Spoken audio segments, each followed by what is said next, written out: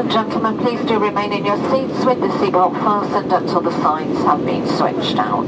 Later on you can use the toilet facilities which you'll find at the front and the rear of the cabin. Smoking is not permitted at any time, and we do recommend that you keep the seatbelt fastened throughout the flight, just in case of unexpected turbulence. Anyone not in possession of a European passport, we do have landing cards available. Please ask the crew during the service if you do require a landing card. You'll find in the seat pocket in front or to the side one of our retail magazines, the Boutique and Bistro. We do have Starbucks coffees, various teas, hot chocolates available, blueberry or the double chocolate muffins. We have lots of sweet and savoury snacks, beers, wines, spirits and soft drinks.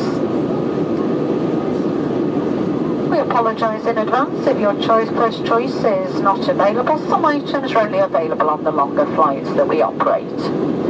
Also on today's service, we do not have for sale any of the gifts, the boutique items. It will only be the drinks and the snacks available.